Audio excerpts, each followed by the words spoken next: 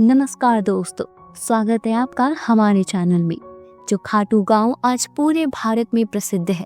आज से लगभग 1000 साल पहले ये महज एक साधारण गांव था। यहाँ के लोग खेती बाड़ी करते, अपने मवेशी चराते और जिंदगी की सामान्य दिनचर्या में व्यस्त रहते थे। किसी को पता नहीं था कि उनकी धरती के नीचे एक ऐसा रहस्य छिपा है जो पूरी दुनिया की आस्था को हिला देगा। गांव में रहने वाला एक सामान्य किसान किशन लाल था। उसके पास एक सफ़ेद गाय थी जिसका नाम धोलरी था। धोलरी अच्छे दूध के लिए पूरे गांव में प्रसिद्ध थी। किशन लाल हर सुबह उसे चराने के लिए गांव के बाहरी हिस्से में ले जाता था, लेकिन कुछ दिनों से एक अजीब बात हो रही थी। जब भी धोलरी खेत के एक खास हिस्से में पहुंचती, वह अचानक रुक जाती और उसके थनों से अपने आप दूध बहने लगता। यह केवल उसी जगह होता था, एक छोटे से टीले के पास जहां सफेद बालू पत्थर बिखरे पड़े थे। पहले तो किशन लाल ने सोचा कि शायद गाय बीमार है। उसने गांव के पशु चिकित्सक को दिखाया, लेकिन धोलरी बिल्कुल स्वस्थ थी। फिर भी वही घटना रोज होती रहती। जब यह बात गांव में फैली तो लोग तरह तरह की बातें करने लगे। कुछ कहते थे कि यह कोई अशुभ संकेत है, कुछ कहते थे कि जमीन के नीचे कोई खजाना दबा है। लेकिन गांव की सबसे बुजुर्ग महिला 80 साल की दादी माँ सुमित्रा देवी ने कुछ और ही कहा। जहाँ गाय यूं अपने आप दूध देती है, वहाँ भगवान का कोई संकेत होता है। उन्होंने अपनी कांपती आवाज में कहा, हमारे पुरखों ने कहा है कि जब धरती माँ कुछ बताना चाहती है तो वह अपने निर्दोष प्राणियों के माध्यम से संदेश भेजती हैं। गांव के मुखिया राम सिंह चौहान ने सभी ग्रामीणों की एक सभा बुलाई। लंबी चर्चा के बाद तय हुआ कि उस जगह की खुदाई की जाए। यह निर्णय आसान नहीं था, क्योंकि अगर कुछ गलत हुआ तो पूरे गांव की बदनामी होती। लेकिन दादी माँ के आग्रह पर और धोलरी के लगातार चमत्कार को देखते हुए गांव के युवाओं ने खुदाई शुरू कर दी। पहले दिन केवल मिट्टी और पत्थर निकले। दूसरे दिन भी कुछ खास नहीं मिला। कुछ लोग हतोत्साहित होने लगे और कहने लगे कि यह व्यर्थ का प्रयास है। तीसरे दिन जब सूरज आसमान के मध्य में था, अचानक किशन लाल की कुदाली कुछ कठोर चीज से टकराई। जैसे ही उन्होंने मिट्टी साफ की, वहां काले पत्थर की एक आकृति दिखाई दी। जब पूरी तरह साफ किया गया तो सबके सामने एक अद्भुत दृश्य था। एक मानव सिर की आकृति जो पत्थर से बनी लगती थी, लेकिन उसमें एक अजीब सी दिव्यता थी। सिर के चेहरे पर एक शांत मुस्कान थी। आंखें बंद थी, मगर ऐसा लगता था मानो वह देख रहे हों। माथे पर तिलक के निशान थे और पूरी मूर्ति में से एक अलौकिक तेज निकल रहा था। यह देखते ही पूरे गांव में हलचल मच गई। बुजुर्ग महिलाएं खुशी के आंसू रोने लगी। बच्चे डर और जिज्ञासा से देखने लगे। पुरुष श्रद्धा से सर झुकाने लगे। दादी माँ ने कहा, मैं दादाजी से सुना था कि युगों पहले यहाँ कोई महान आत्मा दफन की गई थी। आज वह प्रकट हुई है। यह कोई साधारण मूर्ति नहीं, यह किसी देवता का अवतार है। गांव के पंडित जी को बुलाया गया। उन्होंने मूर्ति को देखते ही कहा कि यह अवश्य ही किसी दिव्य शक्ति का प्रतीक है। उन्होंने मूर्ति को धूप दीप से पूजा की और कई दिनों तक नित्य आराधना करते रहे।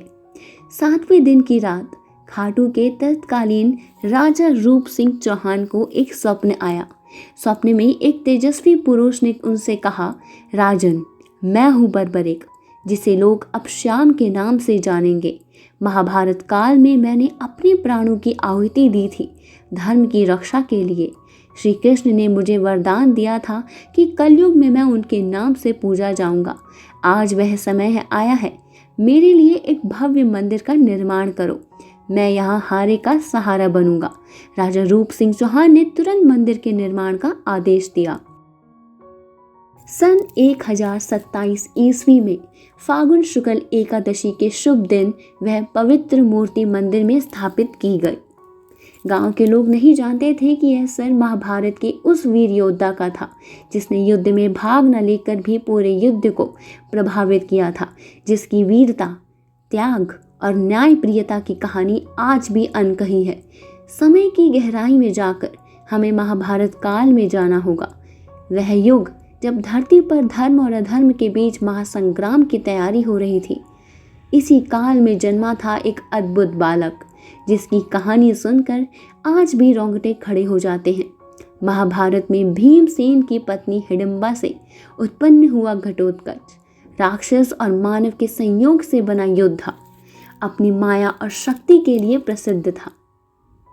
घटोत्कच का विवाह दैत्यराज मोरा की पुत्री अहिल्यावती से हुआ, जो अपनी विधवता और तपस्या के लिए जानी जाती थी। अहिल्यावती केवल एक दैत्य कन्या नहीं थी, उसने वर्षों तक मां कामाख्या की आराधना की और दिव्य शक्तियों की स्वामिनी बन गई थी। उसे भविष्य दिखाई देता था और वह जानती थी कि उसे गर्भ से जो संतान जन्म लेगी वह कोई साधारण बालक नहीं होगा। जब बर्बरिक का जन्म हुआ तो आसमान में अनोखे चिन्ह दिखाई दिए। पक्षी अलग तरह से गा रहे थे, हवा में दिव्य सुगंध फैली और जंगल के सभी जानवर शांत हो गए। ऐसा लगता था मानो प्रकृति स्वयं इस बालक के स्वागत में तैयार हो गई है। बर्बरिक जन्म से ही असामान्य था। 3 साल की उम्र में वह भारी पत्थर उठा लेता था। 5 साल में वह तीर कमान चलाने लगा। 7 साल में वह जंगल के सबसे तेज दौड़ने वाले हिरण को पकड़ लेता था। लेकिन सबसे अनोखी बात यह थी कि बर्बरिक में दया और न्याय की भावना कूट कूट कर भरी थी। वह कभी किसी कमजोर को सताता नहीं था। माँ अहिल्यावती ने बर्बरिक से पूछा, पुत्र, यदि तुम्हें कभी किसी युद्ध में जाना पड़े तो तुम किसका साथ दोगे? बर्बरिक ने बिना झिझक उत्तर दिया, माँ, मैं हमेशा सही का साथ दूंगा। अहिल्यावती ने समझाया, क्या तुम मेरा एक वचन मानोगे? बर्बरिक ने बोला, हाँ माँ, जरूर। तो अहिल्यावती ने बोला, जब भी कोई युद्ध हो तुम हमेशा उस पक्ष का साथ दोगे जो हार रहा हो, क्योंकि हारने वाले को सहारे की सबसे ज्यादा जरूरत होती है। यह वचन बर्बरिक के जीवन की दिशा तय कर देने वाला था। आगे चलकर यही वचन उसे हारे का सहारा बनाने वाला था। युवावस्था में पहुंचकर बर्बरिक ने निश्चय किया कि वह कोई ऐसी शक्ति प्राप्त करेगा जिससे वह न्याय की रक्षा कर सके। माँ की सलाह पर वह हिमालय के एकांत स्थान पर माँ दुर्गा की तपस्या करने चला गया। 12 वर्षों तक बर्बरिक ने घोर तपस्या की। केवल फल फूल खाकर, कभी कभी केवल हवा पीकर वह माँ दुर्गा की आराधना में लीन रहता। उसकी तपस्या इतनी कठिन थी कि देवता भी चकित रह गए।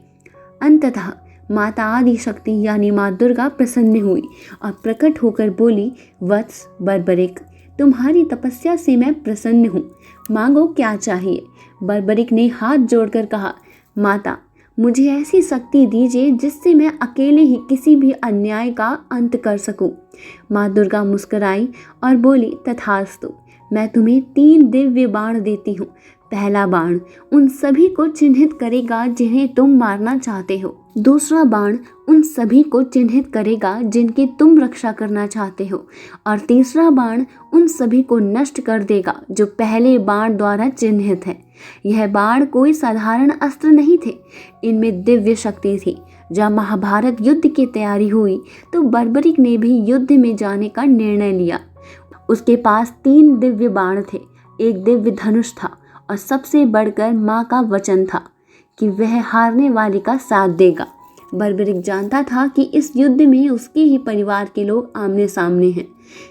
एक तरफ उसके पितामह भीम और पांडव, दूसरी तरफ कौरव। लेकिन उसके लिए यह पारिवारिक युद्ध नहीं था, यह धर्म और अधर्म के बीच का संघर्ष था। भगवान श्री कृष्ण सर्वज्ञ थे। वह जानते थे कि यदि बर्बरिक युद्ध में भाग लेगा तो क्या होगा। बर्बरिक पहले हारने वाले पक्ष को साथ देगा, उसके साथ आने से वह पक्ष जीतने लगेगा। फिर वह दूसरे, जो अब हार रहा है, उस पक्ष का साथ देगा। यह प्रक्रिया तब तक चलती रहेगी जब तक सिर्फ बर्बरिक ना बचे। इसका परिणाम होगा सभी योद्धा मर जाएंगे, केवल बर्बरिक जीवित रहेगा। यह धर्म स्थापना का उद्देश्य नहीं था। श्री कृष्ण ने एक वृद्ध ब्राह्मण का रूप धारण किया और बर्बरिक के मार्ग में प्रकट हुए। वत्स, कहाँ जा रहे हो? उन्होंने पूछा। आदरणीय ब्राह्मण जी, बर्बरिक ने सम्मान से उत्तर दिया, मैं कुरुक्षेत्र जा रहा हूँ। वहाँ महान युद्ध हो रहा है, किंतु तुम्हारे पास तो केवल 3 बाण हैं। कृष्ण ने आश्चर्य से कहा, इतने बड़े युद्ध के लिए ये कैसे पर्याप्त है? बर्बरिक मुस्कुराया। आदरणीय, यदि एक बाण से काम हो जाए तो बाकी दो व्यर्थ है, यदि दो से काम हो जाए तो तीसरा व्यर्थ है, और यदि तीनों का प्रयोग करना पड़े तो समझिए कि सारा संसार ही समाप्त हो जाएगा। श्री कृष्ण ने बर्बरिक की शक्ति की परीक्षा लेने के लिए कहा, यदि तुम इतने महान धनुर्धर हो तो इस पीपल के वृक्ष के सभी पत्तों को एक साथ भेद कर दिखाओ। बर्बरिक ने आंखें बंद करके ध्यान लगाया। उसने पहला बाण छोड़ा। बाण ने तुरंत पेड़ के हर पत्ते को चिन्हित कर दिया और फिर श्री कृष्ण के पैर के चारों ओर मंडराने लगा। यह बाण मेरे पैरों के चारों ओर क्यों घूम रहा है? श्री कृष्ण ने पूछा। क्योंकि आपके पैर के नीचे एक पत्ता है जिसे मैंने देखा नहीं था। बर्बरिक ने कहा, कृपया पैर हटाइए, नहीं तो बाण आपके पैरों को भी भेद देगा। श्री कृष्ण चकित रह गए। उन्होंने वास्तव में एक पत्ता पैर के नीचे दबा रखा था। जैसे ही उन्होंने पैर हटाया, बाण ने उस पत्ते को भी भेद दिया। अब श्री कृष्ण समझ गए कि बर्बरिक की शक्ति वास्तव में असीमित है। उन्होंने कहा, वीर बर्बरिक, युद्ध से पहले महान योद्धा का दान करना आवश्यक है। क्या तुम अपना शीश दान करोगे? बर्बरिक ने संदेह से पूछा, कोई साधारण ब्राह्मण इतना बड़ा दान नहीं मांग सकता। आप कौन हैं? तब श्री कृष्ण ने अपना दिव्य रूप प्रकट किया। चारों ओर तेज फैल गया। आकाश में शंख की ध्वनि गूंजे और देवता पुष्प बरसाने लगे। प्रभु बर्बरिक ने भक्ति से सर झुकाया। आपकी आज्ञा शिरोधार्य है, लेकिन एक अंतिम इच्छा है। कहो वत्स, मैं ये महान युद्ध देखना चाहता हूँ। श्री कृष्ण ने बर्बरिक को वरदान दिया, तुम्हारा शीश एक पहाड़ी पर रखा जाएगा जहां से तुम पूरा युद्ध देख सकोगे, और कलयुग में तुम मेरे ही नाम श्याम से पूजे जाओगे।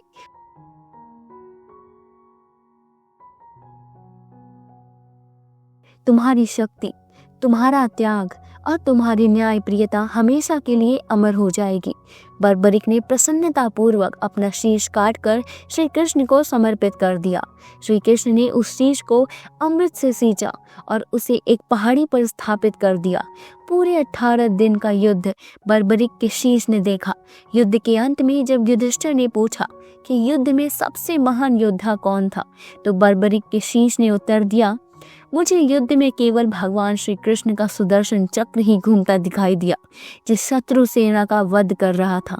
उनके अपने शब्दों में वे युद्ध के किसी भी योद्धा को लड़ते हुए नहीं देख रहे थे, बल्कि केवल श्री कृष्ण के सुदर्शन चक्र को ही सभी की गर्दन काटते हुए देख रहे थे। बर्बरिक का शीश युद्ध के बाद अंतर्धान हो गया। श्री कृष्ण का वरदान था कि कलयुग में पुनः प्रकट होगा।